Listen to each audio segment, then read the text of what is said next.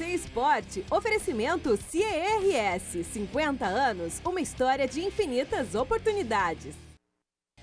Bom dia Brasil, bom dia Rio Grande, bom dia mundo, bom dia para você que está nos acompanhando aqui na RDC TV, ao vivo nos canais 24 e 524 da Claro Net TV e também em todas as plataformas digitais. Hoje, 13 de maio, mais um dia chuvoso aqui na capital gaúcha, graças a São Pedro, porque a estiagem estava muito complicada para o nosso povo rio-grandense.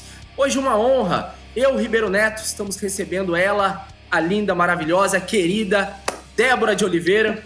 E eu vou começar com a Débora Ribeiro, porque primeiro as damas, foi isso que minha mãe me ensinou. Depois você fala as verdades, quebrando protocolos. Dé, muito obrigado, que honra tê-la aqui. Obrigada, Gui, um beijo para ti, obrigada para todos os telespectadores da RDC por manterem esse programa de esportes, né, durante essa época em que a maioria das emissoras está tratando exclusivamente do coronavírus e a gente precisa de uma leveza de vez em quando para passar os nossos dias.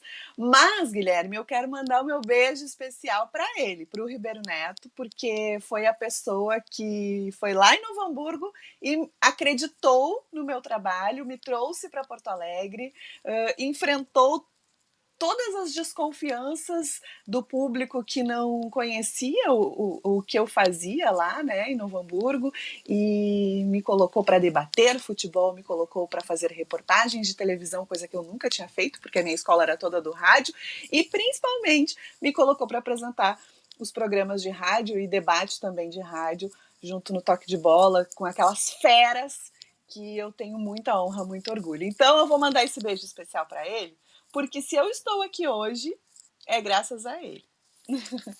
Ah, que massa, cara. Eu só passo a bola para o Ribeiro Neto porque não tenho o que falar.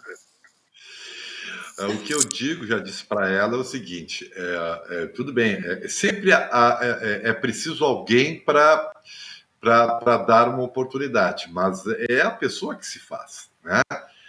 E a Débora conquistou tudo que ela conquistou pelo seu talento, pelo seu caráter, pela sua beleza também, pela sua simpatia, mas acima de tudo pela sua capacidade, né? Porque para você vencer o nosso mercado, que é muito competitivo, e naquele momento onde ainda a presença feminina não era algo muito usual, hoje é fácil, né? Hoje é uma barbada. Ela teve que ter muita personalidade para poder se impor, né? Demonstrar o que veio, e graças a Deus deu tudo certo, e aí ela percorreu um grande caminho, e é hoje essa estrela aí que está aí, né? Maravilhosa. Eu me lembro da Débora, a primeira vez que eu tive o contato físico com ela, foi lá na Embaixada Bairrista, não me lembro agora o nome do curso, mas fui lá assistir um curso, uma palestra, estava a Débora lá, e falando um pouco das mulheres no jornalismo. E ela disse que as mulheres tinham que batalhar, lutar, mas não ficar, vamos dizer, eu não lembro a expressão que você usou, peço até desculpas, mas entre aspas, não vamos ficar nos lamentando, vamos mostrar porque viemos, vamos trabalhar duro porque a gente chegou lá e a gente vai continuar. Dé, o que tu tem feito nessa quarentena, em casa, Netflix, como é que tá a vida? Bom, eu estou fazendo faculdade de psicologia, né? Então eu tenho estudado muito nesses dias de isolamento. Sou muito exigente comigo mesma, então não só estudo, como estudo para tirar 10. Então são coisas que ocupam bastante parte do meu tempo. Tenho me informado muito, porque é uma coisa que eu gosto. Para mim, o futebol é naturalmente parte da minha vida, não é um trabalho, algo que eu faça para estar integrada no mercado, é algo que eu gosto de forma genuína. Então, eu ouço rádio o dia todo, eu leio muito o dia todo, procuro estar sempre buscando mais e mais informações sobre o que está acontecendo. Mas principalmente eu tenho relaxado com relação às minhas obrigações, porque eu vejo assim que as pessoas estão se cobrando muito nesse tempo, né? A gente já passou por várias fases nesses quase 3 meses, fases de não entender o que está acontecendo, estamos presos dentro de casa, como assim não vou poder sair para a rua? Depois a fase de achar que tem que fazer tudo para continuar produzindo dentro de casa e mostrar que está fazendo algo produtivo para o público através das redes sociais. E não é uma competição de produtividade, isso eu tenho certeza, é um momento de conexão, de entender, de se informar bem o que está acontecendo e se proteger, né? Porque nós estamos vendo números cada vez maiores e pessoas, famílias que estão se destruindo, né? Por essa doença que é invisível e que ninguém ainda entende como se cuidar nesse momento. Então, eu estou tornando mais leve meus dias nessa forma. Não estou me cobrando tanto, não estou competindo por produtividade e cada dia é um dia que eu busco me organizar. O Ribeiro fez um sinal de não ali, mas é... Não é que ele... O Débora, ele me mandou um WhatsApp aqui para mim assim, Ribeiro, desliga o som do teclado. Eu não estou teclando. Nem eu. Então, esse som do teclado não é meu, Guilherme. Nem meu também. Estamos abertos. É a tecnologia, Débora. Estamos nos adaptando também a essas plataformas, cada um no seu cantinho. Claro. Pode seguir. Não, eu tenho organizado meus dias assim, eu tenho horário de ler meu livro, eu tenho horário de me informar de esportes, eu tenho horário de assistir televisão, eu tenho horário de fazer algo produtivo nas minhas plataformas digitais. Se eu não tô legal hoje para ler o livro, tudo bem, amanhã eu leio 2 capítulos, porque eu tenho uma meta, um objetivo diário de ler 1 capítulo por dia do livro que eu estou lendo. Né? E se eu hoje não pensar algo criativo para o meu canal, para minhas páginas nas redes sociais, não tem problema, amanhã vou estar, né? Porque a gente tem que entender que é um momento que nós nunca passamos na nossa vida e que todos os dias são um aprendizado, né?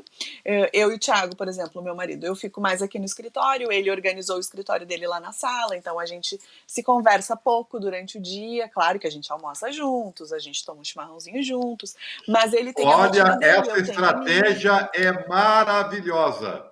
Tu sabe que eu tenho dito que um dos grandes problemas da pandemia é o manancial de divórcios que nós teremos, porque as pessoas não estão acostumadas a conviver 24 horas por dia. Então, fizesse muito bem, entendeu? Separa, só se vê para almoçar e para dormir. Um abraço para o Thiago, desejar, grande parceiro. Mas é isso aí, a gente tem que regrar, né? Mas é claro, tem que regrar. Ô, Ribeiro, e falando em regramento... Não, pode seguir. Dela. Eu ia falar de futebol, mas pode seguir. Fala, tá, então vamos falar de futebol, Ribeiro. Então vai, Débora. Tem o delay aqui, a gente vai se adaptando também. Não, vamos falar de futebol, adoro. Então vamos lá. Gente, Federação Gaúcha de Futebol teve reunião ontem na plataforma digital também, com representantes dos clubes gaúchos que disputam o campeonato estadual. A reunião não teve um término porque um dos representantes teve que se ausentar. Hoje, às 14h, será votado, então, para o Campeonato Gaúcho retomar no dia 15 de julho, provavelmente, então daqui 2 meses praticamente, sem rebaixamento e podendo a questão das contratações não ter um limite. Ribeiro, é assim mesmo? Eu acredito que não volta dia 15 de julho, nem aqui não volta. Eu não sei se volta em 15 de julho. Mas eu não sei, nós estamos esperando esse pico no estado faz tempo, tá? E o Rio Grande do Sul tem sido uma referência altamente positiva no combate a essa pandemia. Eu só sei o seguinte, nós estamos vendo um processo aí, por exemplo, a Alemanha volta agora no final de semana, a Espanha está voltando, Portugal já marcou para início de junho, né? É óbvio que lá esses países já passaram pelo pior e nós estamos ainda vivendo foi ontem, foi surpreendente, chocante, né, o número de mortes que nós tivemos, depois de uma baixa, mais de 800, ainda é um grande problema, mas uma hora, e eu tenho batido nessa tecla, nós vamos ter que voltar para a nossa rotina, a conviver com um vírus que não vai ir embora, não acreditem, sem vacina ele não vai ir embora, o que nós vamos ter é uma ausência do surto e uma capacidade melhor de conviver com ele, mantendo cuidados e tudo mais. Bom, dito isso, eu, por mim, teria encerrado o Campeonato Gaúcho dado o título para o Caxias. Mas se isso não vai ocorrer, o fato de não haver rebaixamento viabiliza para os clubes do interior a possibilidade de botar qualquer um. Vai ser um Profob, né? Os clubes do interior vão colocar o que tiver à disposição, muito de categoria de base, vai se liberar a inscrição e é assim, né? Vai se tocar o campeonato para o quê? Para poder cumprir o contrato com a televisão, que já pagou os clubes do interior, que ainda não pagou a última parcela da dupla Grenal, que vai precisar de qualquer dinheiro, e é isso que vai acontecer, né? O campeonato vai ser realizado sem rebaixamento para poder possibilitar aos clubes do interior disputar esses jogos finais da competição. Débora, sua análise um pouquinho. Um dia que passamos de 800 mortes, se fala do retorno.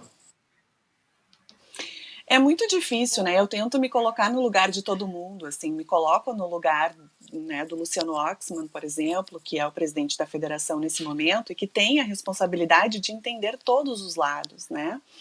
E eu fico imaginando, porque ele está sem saber o que vai acontecer ali na frente, como todos nós, mas ele precisa de alguma forma dar uma resposta para o patrocinador, que é a televisão, e tentar convencer os clubes que essa resposta seja positiva, né? Eu vejo que a maioria não está preparado para uma retomada, porque precisou encerrar os trabalhos, precisou dispensar atletas, precisou dispensar funcionários, não tem as mesmas condições da dupla Grenal de conseguir manter salários e mesmo que transfira para o ano que vem os direitos de imagem, consegue, né, tratar a realidade dos colaboradores de uma forma completamente diferente. Então, é muito difícil hoje a gente se colocar no lugar de todos os lados envolvendo o Campeonato Gaúcho. Eu fico aqui tentando quebrar minha cabeça o que eu faria, caso fosse eu. Claro que eu encerraria o campeonato e daria o título ao Caxias. Como vou compensar a televisão, de alguma forma, com os clubes menores que já receberam essa parcela? Com uma competição à parte, no segundo semestre, com um nome expressivo, com a participação de algum jogador histórico, não sei. É muito difícil hoje a gente tomar decisões. Eu não acredito que em julho as coisas estarão normalizadas, e isso não é torcer pelo ruim, longe de mim. Eu sou uma pessoa muito positiva, pelo contrário.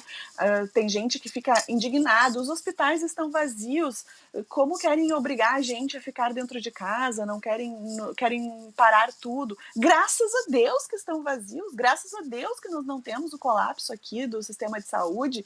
A Alemanha está voltando agora, depois de 66 dias, mas a Alemanha, se alguém passa mal, tem hospital para todo mundo, tem leito para todo mundo, tem respirador para todo mundo, e aqui no Brasil a realidade é completamente outra. Então eu acho que o Caxias, fosse determinado campeão nesse momento, seria um campeão legítimo. Um dos orgulhos que eu tenho de 2017, que o Novo Hamburgo foi campeão, que ele foi campeão de ponta a ponta, né? Foi merecido, tanto que no final da competição, inclusive os torcedores do Inter, que foram derrotados na decisão, disseram que foi merecido, porque o Novo Hamburgo fez por merecer aquela conquista. O mesmo eu digo do Caxias, que fez um primeiro turno com méritos, não foi por sorte que foi campeão. Então eu acho que por isso merecia ficar com essa taça, caso a competição acabe agora. Os rebaixados já aconteceu outros anos, né, Ribeiro, que eu lembre. Daí no ano que vem rebaixa 4 ao invés de rebaixar 2, eles já tiveram essa alternativa. A única questão nesse momento que eu vejo como problema maior é ressarcir a televisão. Aí o que eu faria? CBF, tu é rica, né? Tu é milionária. Me empresta, me Vem cá. devolve aí, me dá um pouco de dinheiro. Eu preciso pagar a televisão, que não vão ter os jogos, sem prejudicar os clubes, que são do interior, tem uma folha menor, qualquer pouco de dinheiro é muito para eles. É nessa hora que os grandes precisam ser utilizados, né? E a gente sabe que a CBF tem dinheiro para fazer isso. Só que daí, se fizer para o gaúcho, vai ter que fazer para todas as competições. Então, acho que vira uma bola de neve. No caso aqui do Rio Grande do Sul, existe uma particularidade. Os direitos de transmissão para o próximo ano não são negociados. A TV pode usar essa brecha que ficou para negociar para o ano que vem. Seria uma carta na manga. Enfim. Ribeiro, minha grande preocupação só é como manter os jogadores dos clubes ditos pequenos fora do dupla Grenal até o dia 15 de julho. Como é que não vão pagar? Não vai para a Receita. Vão ser mantidos, vão ser jogadores de categoria de base. Na verdade, vão entregar o título para a dupla Grenal. O Inter e Grêmio vão decidir quem é que vai ser o campeão, porque nem o Caxias vai ter, embora o Caxias tenha a Série C, se não me engano, né? Tenha que manter o seu grupo. Para o Caxias vai ser complicado também decidir o título com as dificuldades de manutenção de grupo. Ainda assim, né, pelo menos está garantido lá na final.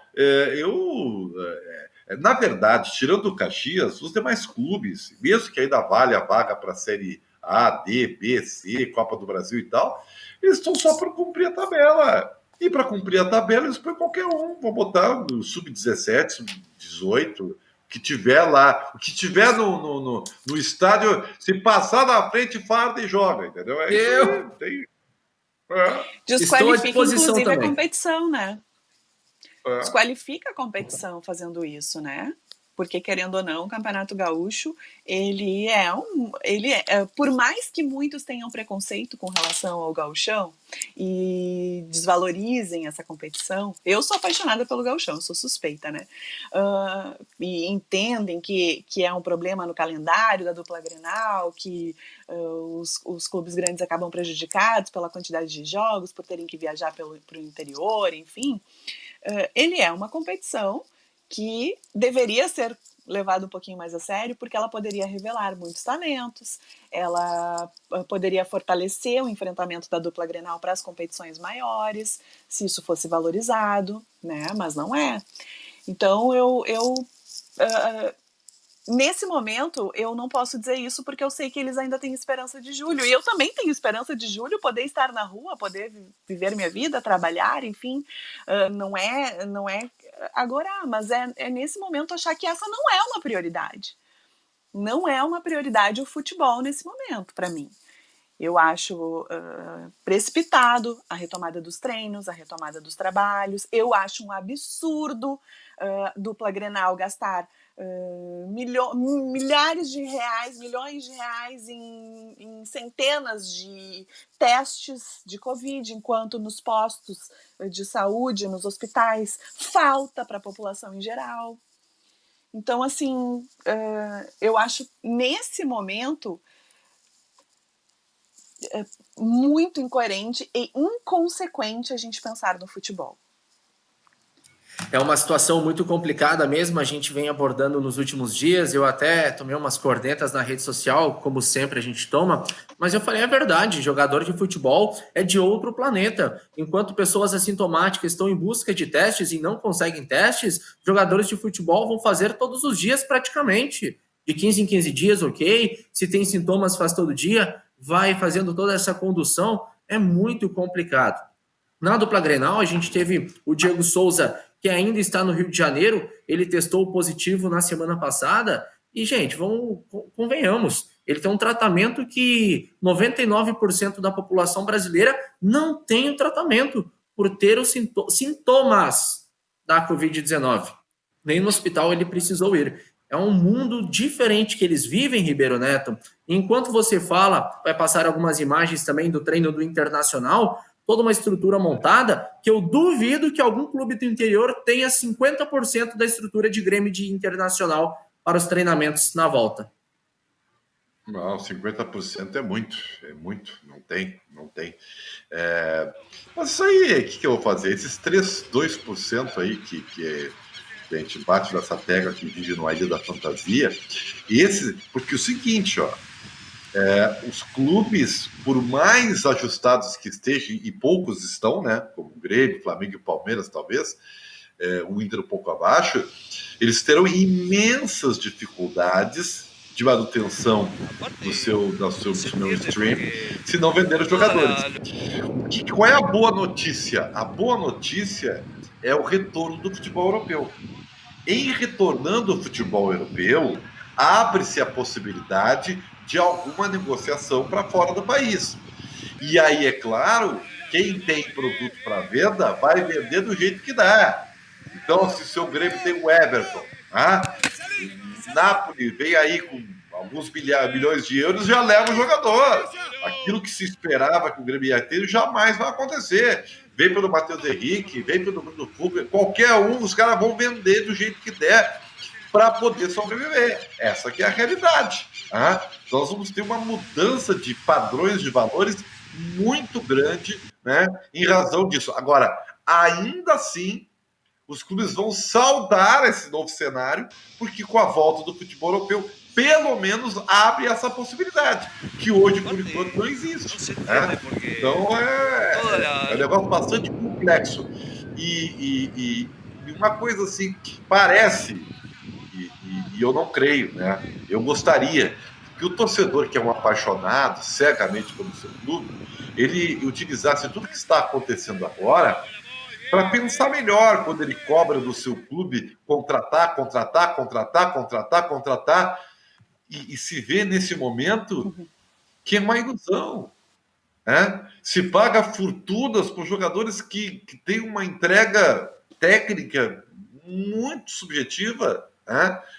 Os padrões que o futebol brasileiro resolveu assumir, né, de valores, eu digo que o futebol brasileiro são esses 3%, né, que diga-se de passagem. Nós vamos ter clubes falindo, Vasco, Fluminense, Botafogo, Santos, Corinthians. Gente, tudo isso culpa dos próprios clubes que quiseram competir em valores com o futebol europeu, transformando essa Ilha da Fantasia numa bomba que explodiu. Fruto da irresponsabilidade e inconsequência de dirigentes que são amadores, que são torcedores, mais torcedores do que gestores, e que trabalham com dinheiro que não é deles. Aí uma barbada. Só que agora, meu amigo, a sobrevivência dos clubes está em jogo. E, como eu falei ontem, quando é com o governo federal, aí você faz um arrumadinho, né? Faz assim, arrasta o imposto para cá, não paga taxa daqui, né? O governo que tem medo de lidar com a paixão dos torcedores dos clubes alivia para eles. Agora, quando você deve para terceiros, quando você deve para pessoa jurídica, aí não tem arrumadinho. Não tenha, você tem que pagar. E aí, meu amigo, aí o negócio começa a cheirar mal. Olha a dívida do Corinthians aí. Então, sério, gente, nós vamos ter que aproveitar para radicalizar e mudar totalmente esse cenário que precisou de uma hecatombe para a gente enxergar. Só que, infelizmente, quando voltar à rotina, o torcedor não vai esquecer tudo isso, né? Se vão querer Cavani, né? Imagina, esses dias, como eu falei, teve um cara que queria. Será que não dá para contratar alguém da Argentina nessa crise? Os caras são loucos, cara, estão fora da casinha. É isso. Débora, tu pensa assim também? Eu vejo que era o momento dos clubes se unirem, sabe? Que era o momento de todos eles pararem para pensar na realidade desproporcional que vivem os departamentos de futebol dos clubes. E eu não estou aqui avaliando o preço de trabalho nem de talento de ninguém. Eu estou avaliando a realidade dos clubes brasileiros. A maioria está quebrado financeiramente, tendo gestões sucessivas de déficits Ai, foi a gestão anterior, então eu estou saldando dívidas da gestão anterior, e assim a gente vê anos se passarem e anos um empurrando para a gestão do outro, e cada vez mais nomes expressivos chegando, com salários altíssimos chegando, meninos da base já saem ganhando 5 dígitos antes da vírgula, jogadores que estão no profissional, um fazendo chantagem com relação ao que o outro ganha, e por isso eu quero ganhar o que aquele ali ganha, porque eu também faço isso, enfim. E aí a gente vê uma realidade que está detonando com o caixa dos clubes, e os torcedores, sem perceber isso, endeusando o jogador que na frente da câmera é o super-herói, o ídolo, mas por trás, nos bastidores, está pensando no seu bolso. Né? Está pensando na sua valorização. Tem jogo que, se não der um bicho extra, a gente não vai tão bem. Acontece isso. Sinto informar, acontece isso. Então, acho que era o momento dos clubes se unirem. Olha, esses salários que nós estávamos pagando já não cabe mais no bolso do futebol brasileiro.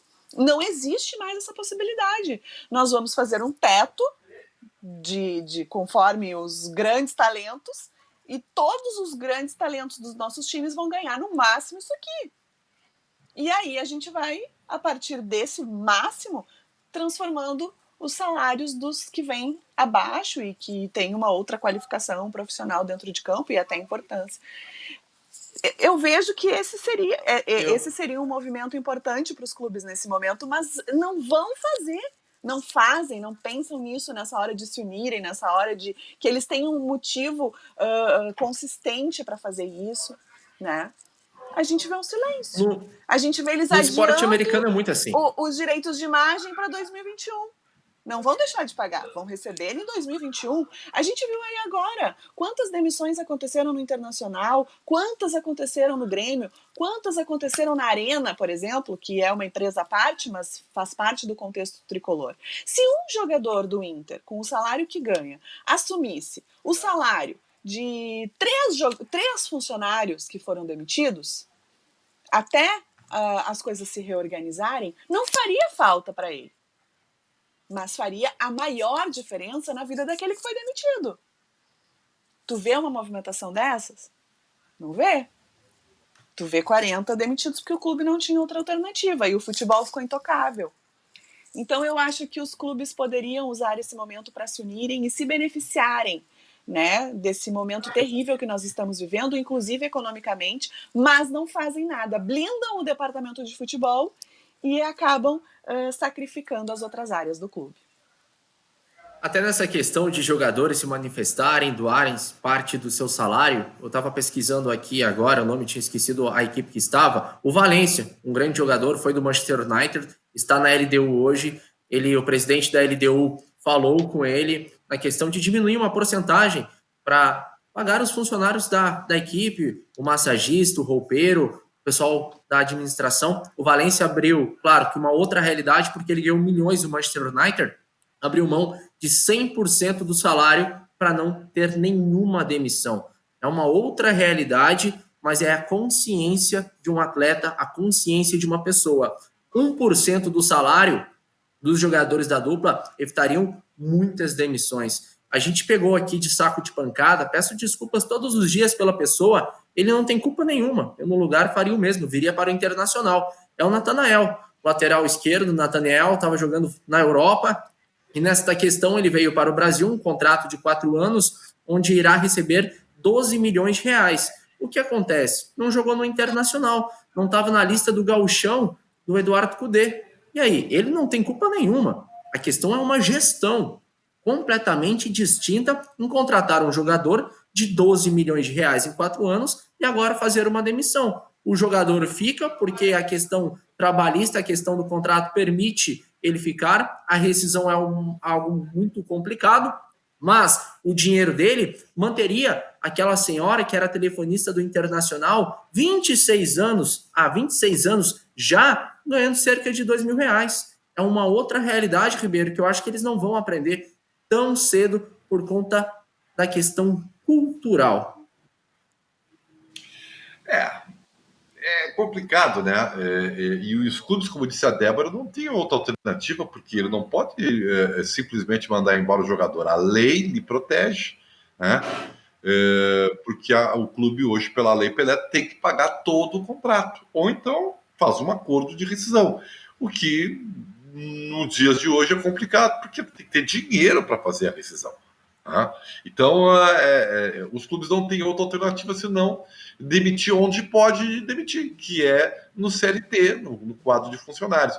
Que, na verdade, para o orçamento, para as dívidas dos clubes, cara, não faz quase nada, cara. Não faz quase diferença, assim, sabe? Tu imagina, pega a dupla Grenal, a folha salarial deles, né? Por mais que possa ter, com o direito de imagem, ter feito um acordo para pagar ano que vem, que, aliás, vai vir a conta ano que vem. É aí que tá, vai vir a conta ano que vem. É mínimo, né, o valor que tu economiza perto, infelizmente, da desassistência, vou dizer assim, né, em relação àqueles que dependiam do clube. É uma pena mesmo, mas eu não vi também manifestação nenhuma dos nossos jogadores do futebol brasileiro a respeito disso, né, e também não esperava, viu, porque conhecendo como conheço a nossa categoria aí, não esperava algo do gênero, não. Eu fico pensando, se um jogador ganha 200 mil reais, que é a maioria dos da dupla Grenal ganham essa faixa etária aí, né? 180, 200. E ele adotasse 3 funcionários, um jogador, adotasse 3 funcionários, ele pagaria 6 mil, vamos dizer 12 mil, né, Ribeiro? Porque quem tem empresa sabe que o salário vira o dobro, geralmente. Tira 12 mil de 200 mil. Talvez para ele, esses 12 mil, ele gastaria num relógio, numa calça, num tênis, enfim, numa festa, porque a gente sabe que isso acontece. E ele adotando esses 3 funcionários, ele estaria salvando a família inteira dessa pessoa, entendeu? Então eu acho que essa seria uma alternativa. Mas é como vocês disseram, a gente precisa que parta, né, de quem realmente tem essas condições e de quem poderia usar como bom exemplo essa forma de conduzir as coisas, mas a gente não vê esse movimento. É bem complicado. Ribeiro, há mais de 50 anos o CIRS é referência em estágio e aprendizagem. Confira toda a programação em www.cirs.org.br e saiba muito mais. A gente já volta com o RDC Esporte. Fica aí.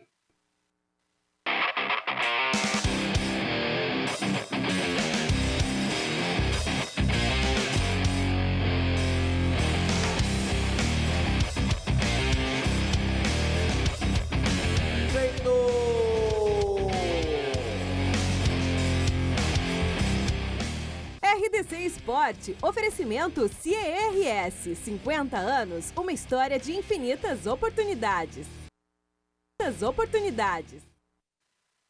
E vamos juntos até 13h, eu, Guilherme Paz, Ribeiro Neto e a queridíssima Débora de Oliveira. A gente está falando um pouquinho de futebol, já que nos últimos dias a gente veio com o RDC Esporte falando mais da vida, da Netflix, de músicas. Assistiu algum filme ontem, Ribeiro Neto?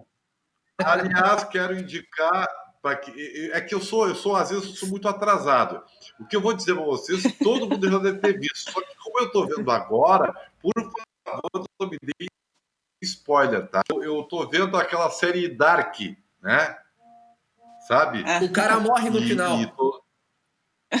Não faz isso. Eu estou no quinto episódio. Estou achando muito interessante, né? Mas eu resolvi ver porque eu sou muito chato para série, entendeu? Muito, muito chato. E eu normalmente assisto o primeiro episódio e largo porque eu não gosto. Então, tô vendo, tô me animando e tal. Vamos ver, né? Hoje eu vou ver o 5º episódio, tá? Tô achando interessante. Do 5º até o 10º, né? Não, são 2 temporadas. Não fala nada porque essa tá na minha lista, eu não assisti ainda. Ô, Débora, tu indica alguma série? Eu tô assistindo This Is Us, que é no Prime, não é no Netflix, e é maravilhosa. É uma reflexão de vida e muito emocionante mesmo, as convivências entre famílias, entre irmãos, e o que fica de trauma da nossa infância para o resto da nossa vida que precisa ser trabalhado, né, ao longo dos anos, conforme a gente vai crescendo. É um tema que eu gosto muito, né, porque como eu disse, eu faço faculdade de psicologia, então eu gosto muito dos filmes e das séries que mexem com o comportamento e que nos ensinam lições do quanto a gente pode se transformar a partir dessas lições. E o filme que eu vi nesse tempo de isolamento e que foi assim, ó, eu fiquei dias, parecia que tinha acontecido algo com alguém da minha família. Eu nunca tinha chorado tanto, eu solucei, que foi o Milagre da Cela 7. Não sei se o Ribeiro já viu. Não, eu nem não ouvindo. vi, É uma eu não história de ouvi, pai eu e não filha, vi. viu, Ribeiro? É que assim, ó, eu sei como é que é, eu já sei até um pouco da história. É que eu tenho um sério problema, e eu não tenho nenhum problema em dividir isso com vocês. É o seguinte: eu tenho dois irmãos deficientes, né? Uhum. E eu tenho dificuldades. Só para ter uma ideia, o filme Platoon, que é um belo filme de guerra, eu adoro filme de guerra. Esse eu não consegui ver, porque no momento que um deficiente é agredido, eu saí do cinema. Eu era adolescente na época quando eu vi. Então, esse maus tratos a deficiente eu não consigo ver, eu não suporto. Então, eu já não. Ele é um autista e tal, né? Tem uma Não cena consigo ver. Então, Tem uma cena bem no início que é muito forte, foi ali que eu já comecei a chorar, que foi quando ele foi agredido. Mas ele, e eu tenho certeza que os teus irmãos mostram isso pra ti na vida inteira, e por isso tu tem essa relação forte com eles, no filme, ele, pelo jeito dele, transformou todos os outros ao redor dele. Porque todos perceberam o quanto a forma dele ser, dele agir, da ingenuidade dele, da pureza dele, fez com que eles percebessem como eles estavam sendo como seres humanos e acabaram se transformando por ele, né? Então eu acho que essa é uma lição maravilhosa, porque às vezes a gente convive muito mais com o distanciamento e o preconceito de pessoas que têm qualquer tipo de deficiência, quando elas podem ser grandes professores, né? Até para nossa forma de agir. Então, assim, foi um filme que ficou assim marcado demais para mim, no meu coração, por perceber o quanto a forma dele sempre tratar os outros com perdão, com essa ingenuidade, enfim, não levar maldade mesmo quando os outros estavam sendo maldosos, e aí os outros se sentirem culpados por estarem sendo maldosos, né, e mudarem esse tipo de comportamento. Eu fiquei dias com aquilo, assim, foi realmente transformador para minha vida. E foi maravilhoso. Mas o This Is Us não tem esse tipo de problema, viu, Ribeiro? Tu pode assistir essa série que tu vai gostar. mas é que o This Is Us é de comportamento, né? Eu gosto mais de coisas guerra, que tenho assim. Eu gosto mesmo de filme de história, sabe? De séries de história, por exemplo. Eu vi Versailles, que é muito bom. Outlander é fantástico, né? Eu gosto que tem a ver algo com o passado ou com história. Eu me prendo muito a esses temas, assim, gosto muito. E filmes de ação não são todos que são bons, né? Assim, ou, por exemplo, eu vi um filme que eu recomendo. Eu não gosto de filme de terror, mas alguns eu vejo, né? Mais suspense do que terror. E eu vi, assim, porque apareceu na minha frente, eu fui vendo e achei interessante ver. É um filme chamado A Mulher de Preto, que é com o Harry Potter, sabe? Aquele ator do Harry Potter, Harry já Potter. grandinho, né? É, isso aí. Harry Aí, é isso aí. Harry, essa coisa.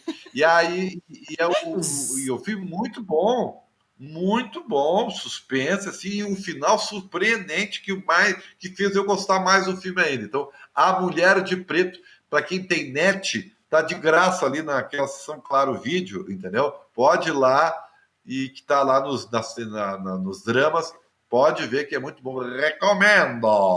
A gente sempre fala, né, pro pessoal de casa, a gente tá cheio de assuntos sobre esporte, sobre a dupla Grenal, por isso que a gente fala sobre Netflix, né? Bem o inverso, e claro, agora livros e músicas. Eu deixo o Ribeiro Neto, documentário que eu não sei o nome, mas assisti ontem uns 90%, o documentário da Michelle Obama. Fantástico, os bastidores da vida da ex-primeira-dama dos Estados Unidos. Fantástico. E a relação dela com as filhas e os valores que ela ensina. Porque aparece a filha dela, quando o Obama era presidente, trabalhava normalmente. E hoje no Brasil a gente vê uma realidade muito distinta com mimos. Débora, para fechar, um assunto um pouco polêmico, lembrando de série, eu sempre gosto de saber a opinião de grandes talentos, grandes nomes aqui do Rio Grande do Sul. Eu assisti a série do Barcelona, onde mostra os bastidores antes de partidas, Match Day. E lá eles não têm concentração. Tu acha que a pandemia vai ensinar os jogadores brasileiros que eles não precisam de concentração e cada um pode cuidar de si antes de grandes jogos? Eu acho que a gente não precisava viver uma pandemia para que eles aprendessem isso, né? Nós sabemos que uma carreira de jogador de futebol é sonhada por 95% dos meninos, né? Que crianças idealizam chegar num clube, jogar num grande clube e realizar o sonho de trabalhar com futebol profissional. Quem consegue é uma minoria, são cerca de 10%. Se eles não têm consciência de valorizar esse momento de uma carreira curta que é, porque a carreira do jogador de futebol ela é curta, ela tem cerca de 12, 13 anos hoje em dia, e transformar aquele período do ano da vida dele, né, dos anos da vida dele, como um período realmente de foco, de concentração, de profissionalismo, de cuidado, de valorização dessa oportunidade, a gente vai ver quem como exemplo, né? Então eu acho que a gente não precisava vivendo uma pandemia para que todos os atletas tivessem essa consciência da realidade raríssima que vivem e do quanto eles precisam cuidar de si para o desempenho deles em campo acabar se confirmando como gostariam e principalmente para os torcedores, né? Que dão um aval para o talento ou para a qualificação profissional deles, mesmo que não seja um jogador diferenciado, como o Messi, como o Cristiano Ronaldo, enfim. E eu acho que essa consciência deveria ser natural para todos eles, sem a pandemia. A gente vê muitos levando na fanfarrice uma oportunidade rara e única na vida, que é sonhada por muitos e realizada por poucos. Então, assim, eu não gostaria de linkar ao coronavírus e a esse período de isolamento uma responsabilidade que eu acho que deveria ser natural para todos eles. Ribeirinho, para fechar, mais 2 minutinhos no RDC Esporte. Hoje tem a questão da reunião da Federação Gaúcha, daqui 1 hora, às 2 horas da tarde. A gente vai repercutir muito isso amanhã. Deve passar com votação total, né? Todos os votos positivos para o retorno do futebol gaúcho. Eu acho que sim. Apenas a questão da data da volta ela é uma coisa muito preliminar, né? Porque a gente não tem ideia do que vai acontecer. Eu continuo e reforço, né, aquilo que eu penso, que nós estamos vivendo ainda, né, na pandemia a parte alta, né, dos focos. Só que, gente, não dá para esquecer que a economia está derretendo, né? Então, onde for possível a gente retomar aos poucos, com todos os cuidados, os protocolos e tal, a nossa rotina, que se faça, porque senão nós teremos um outro gravíssimo problema ali para administrar, que é tudo bem, a doença às vezes não tem volta, então esse é o principal. Mas o sofrimento que muitas famílias vão passar por razões sociais e econômicas, ela é muito complicada e isso dá margem a outras coisas da nossa sociedade perigosas também, como o aumento da violência. Então, que se observe isso, que se não coloque isso em segundo plano, porque é algo que já está acontecendo, inclusive, e a gente não pode passar o pano, não, né? Então, muito cuidado e muita atenção. No final das contas, né? Equilíbrio, né? Equilíbrio, bom senso, né? É tudo, sem radicalismo, é tudo que é o mais indicado para qualquer situação. Débora, muito obrigado mesmo. Que honra tê-la conosco. Ó, de coração, deixa a mensagem. Acredite nos seus sonhos. Porque um dia eu sonhei estar com 2 grandes feras e hoje estou realizando. Quem? Mas a Débora, quem é o outro? É a Bela e a Marco que tá lá Fera. no Twitter. É isso que você quer. É a Bela e a O único Fera. problema, é isso aí. Débora, o único problema que a gente brinca aqui é que eu realizei meu sonho sem um dente. Mas vai, o Ribeiro sabe da história. Tchau, gente. Eu volto na Obrigada, sequência do obrigada Bairrista. pelo convite. Beijo, gente. Valeu! Obrigado, Débora. Obrigado, Ribeiro Neto. Fique agora com o Bairrista Futebol Clube, uma bagunça organizada comandada pelo Benfica e o Júnior Maicá. Tchau!